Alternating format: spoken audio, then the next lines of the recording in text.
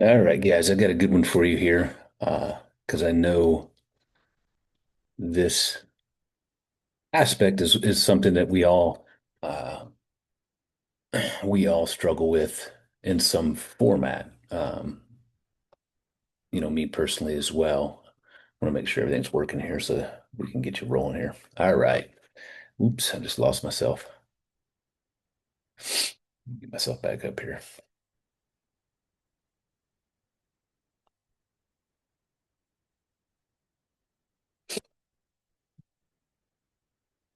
Get you rolling here. Not sure about that. Pow.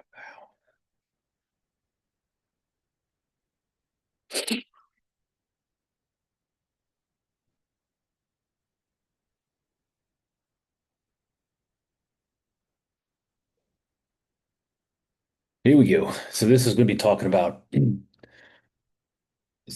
some aspects that we encounter and how to navigate these situations because this is a common theme that I see and help guys navigate and I've even had components or aspects of this throughout my career in different formats and in different situations. So what the topic is missing a mark without losing momentum. Okay. So how to reframe, respond, and keep moving forward. Because I'll be pretty transparent. Shit happens.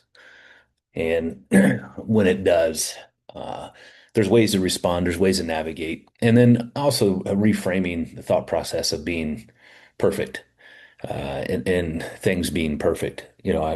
In my past and certain situations and certain projects and things that I've had to work through, typically if you want it to be perfect and you keep focusing on that and sometimes it um, can really drive you batty in whatever way that means for you or whatever that means for you. And I've been there in certain situations where I try to do something and it's not right, and I keep messing around with it. And typically, I make it worse. So, but anyway, those are just different situations. But if you struggle with having things perfect or being perfect at everything, a lot of times it will cause you to not pursue things. It'll cause you not to finish things. It'll cause you to more freeze and not even pursue because there's a thought process of if it's not perfect, I don't want to do it. Well, guess what? There's a lot of shit that's not perfect, and a lot of shit's never going to be perfect. But it's good if it's good enough, it's going to move forward. Now, can you make it better? Of course. You can always fine tune and make it better. But it would be you know, um, hard to admit that a lot of things are perfect, including ourselves. We're imperfect humans and it's all good. So let's jump into this because this is a topic that, I see a lot of you guys kind of work through, and I want to help you work through this because I've worked through a lot of this things, situations, and I'll give you real life examples. And, you know, sometimes I responded well and sometimes I didn't. But as I've gotten some more training in um, how we can control more than we think with the NLP training, it's allowed me to navigate these situations a lot easier and with a clearer thought process and a less emotional response. Because what we want to do is have 100% control, and the only way to have 100% control well, close to 100%, right? And that's all you need, close to 100%, is how we respond, our emotional response. So the truth about perfection, nobody gets it 100% right. I kind of just talked about that, from fitness, family, faith, career. We have slip ups all across in different parts of the patterns and in different times of our lives and in different situations. The real test, again, is how we're going to respond.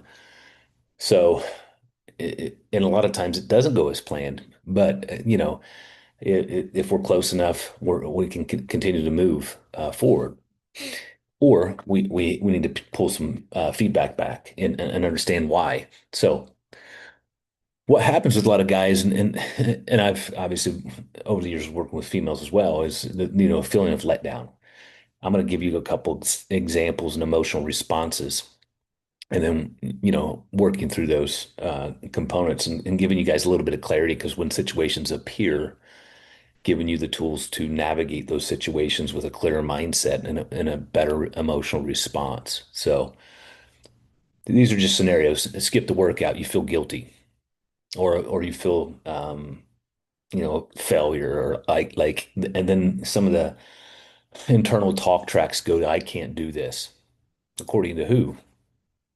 A lot of times we have some of those talk tracks because they're programs running in the background from our childhood or situations we've been exposed to that we have not taken the time to identify and let go, and or we've not learned the lesson. Because if it's a program running, we may have taken that on as a portion of our identity as a child, and until you more aware and more conceptually aware and understand, you didn't know before until you start evaluating and digging a little bit deeper in self-reflection. So I overate at dinner. Now I feel shameful. Snapped at, loved one or one of our, one of the kids running around. You regret that situation later. Missed a deadline, frustrated. What goes through your mind? How do you respond? What's the feeling? So you want to think about these things, and when they do pop up, sometimes we need to take a couple steps back, really be aware of the situation, um, and understand how we can respond because we do have choices how to respond. Uh, so key points, these moments don't define you. They're just signals for how we respond or opportunities to reframe language, thoughts, emotional responses. I'm not saying you shouldn't be emotional, but what I am saying is if you can control your emotion in situations where sometimes you would let your emotions control your thoughts and actions. If you kind of rewrite that and reframe that as you have control of your thoughts, emotions, and responses, which can create a better action and response, both. So when you jump into this, the thought spiral, a single misstep can trigger. And these, again, you guys want to be self-aware. I failed. I always screw up. What's the point of trying? That's not very good language. Even around your personal environment, look for different language patterns like this and see if you can start reframing the individuals close to you because it's going to help. It's not only going to help you, it's going to help them, and it's going to make you more aware. Again, what we focus on, we can improve on. So the danger isn't the action itself, but the story you attach to it and or carry with you. Okay. So being hyper aware is going to be important. Reframing language is very important. It goes a long way. Responding instead of reacting. So it can be a three-step process. Again, some of you guys, I've given you the resolution formula. And if you need to review that, it is in our mindset training. It's right before the values test. It is a great um, tool to use in everyday life. And it allows you to evaluate the situations and pull and extract emotional responses that may trigger you, um, and identify the lessons that you can let go and keep moving on. So that way maybe you won't repeat them. So this is just a little bit different than the resolution formula. So you want to pause, notice the thought of, or emotion without judgment. Because if we let sometimes the unconscious components programmed in a negative format, we got to kind of rewrite that. So reframe it or change the story. I learned something here. And what was the lesson I learned? Or what can I do different? What do I need to take responsibility for?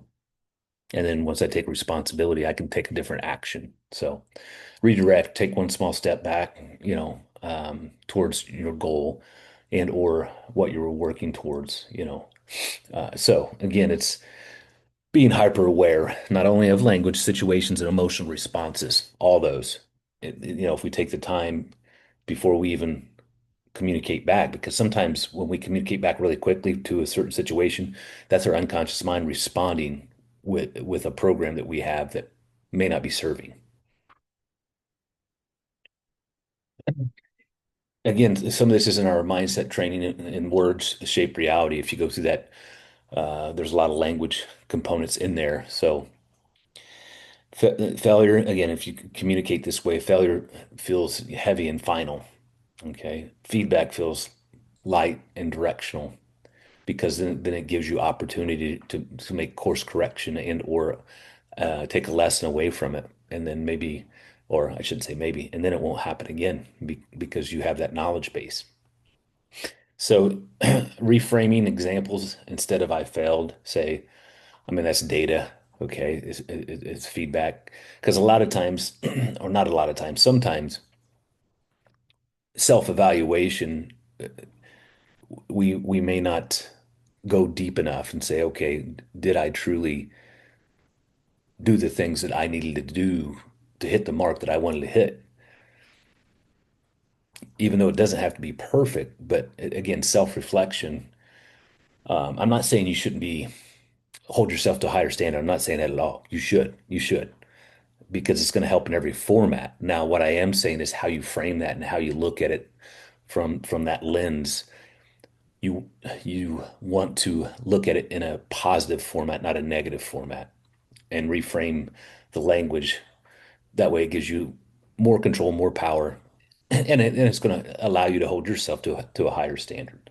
So, say that was data, say that that's a rep for growth or opportunity for growth or a lesson, and then it shows me where to focus next and or what is the feedback that can allow me to move forward without taking a negative emotion on. And then evaluation. Ask yourself what happened. Facts, not drama. Don't. I don't want to use don't. So because that's negation. It's negating what I'm getting ready to say. So so what happened is facts. Emotional responses should be controlled. That's going to give you a little bit more power to make a better decision. And or if there's emotional response around the situation or what happened, what type of emotional response? Was it anger, sadness? You want to identify those components. And then if I was to know why I have that response or why I have that emotional response to this specific situation, is there anything that, in my past that I'm carrying or I have? Once I learn that lesson and let it go, I will not have, I will refrain from having that emotional response the same way. And see, I'm even trying to maneuver some of the patterns of negation. So why did it happen? What was the root cause? Again, blame. You want to reframe that. What truly happened? What was the lesson? What can I personally do to make it better next time? And or if it was in a situation where other people are involved, what can we do? Or how can I be a better leader to give them the tools to be successful? What view of the world are they looking at the situation from? Did I give them all the support they needed to be successful? So those are just examples of reframing and evaluating the situation from multiple directions. What's the next best step? Forward actions. Because sometimes what I see happen is just a emotional response and just head down and go instead of step back. Okay, what can I do? I'll give you an example today.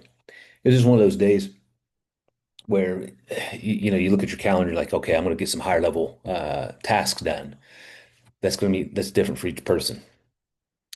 So I was like, okay, I'm gonna get into some higher level stuff and get some higher level projects move forward. Didn't go that way. All good. I ran into some technical difficulties with my software that I had to work through, and it took me longer than I expected. Okay. Once I got through that, what was the next? I could have just jumped right back into some of those higher level projects. But what I wanted to do is evaluate, okay, what's the next 2 to 3 things that I will be able to accomplish today to move the needle forward and or for me to feel satisfied instead of just jumping right back into any project. I had to move those projects on towards tomorrow. So that's just an example. Things do happen, situations do happen. You want to do the evaluate and make sure that you just don't jump right back in, that you're identifying a better path. Or what have you not considered that if you consider will move you faster? Sometimes looking at it from a different lens or different perspective is going to give you the opportunity to move quicker. So, and then from missed momentum, again, setback, feedback, stumble teaches, reframe, sharpens your edge, your ability. So you want to commit focus on progress, not perfection. And I should not use perfection. I'll pull not out. Focus on progress. Get close to perfection. Reframe language. You may feel like things should be perfect. Get them close enough. And a lot of times they're good enough. Can you come back and make them better? Of course. So just rewriting some of those patterns and understanding will they go a long way, and it's going to give you flexibility not only in your ability to adapt healthier habits and implement them into your environment, but it's going to help you in everyday life and the positions you're in currently from a leadership standpoint, the teams you guys run, the people you manage, your relationships at home, your relationship with your kids. So this correlates everywhere across the board. Are we perfect? No. Be more aware, understand, evaluate, take the feedback, control your emotion. What do you want instead? Be very clear on what direction you're going most days, guys. I mean, again, uh, you will have some roadblocks, road bumps, whatever you want to call them, you know, foggy. The clearer you can get on who you want to be, how you want to show up, the environment you want to create, was going to roll down across not only your health, but it's going to roll across, every aspect in the environment you choose to create. Because ideally, you design what you want and work towards that, and you will become that. But you do have to take some time and focus. So, with that said, I was getting off subject a little bit. It's all good. Closing message. Success, it's going to be about feedback because we will have some setbacks. And it's about lessons and emotional response and reframing and allowing yourself to grow and come out on the other side even better and smarter and stronger and with the ability to make better choices and faster choices. So it's about refusing to let missing the mark keep you down or allow you to get in a negative frame of mind. Again, your state is very important. How you communicate to yourself and your language around your state is very important. It can allow you to accelerate very fast, or it can hold you in the environment you're currently in. Either one. So every stumble is a opportunity for learning, and it gives you some tools to teach as well. So commit to the progress, not perfection. If you miss your mark, what's the lesson? What happened? What can you do instead? Is there something deeper? Could be. Sometimes there is. Sometimes we carry stuff with us, and our unconscious mind will travel the easiest path because it's the most familiar, even though it's not the most serving. You can chew on that for a little bit, right? It could be detrimental to your health. It could be detrimental to your mental and physical. But if it's what you know, you'll keep doing it. You see that all the time out in this world. So is change hard? What's your definition of hard according to who? Does it have to be? A lot of those are programs they tell us. Uh, but anyway, let me know. Again, this is all about what you can do, how you respond, what your language is. If you miss the mark, get it close enough, guys, and you'll move the needle. So again, let me know if you need anything. Jump a call. I got a couple more calls this week. We got a lot of momentum going, and we're gonna keep pushing that boulder up the hill until it rolls down the other side. So if you need anything, hit me up. Hopefully this hits a little bit, and I'll talk to you guys soon.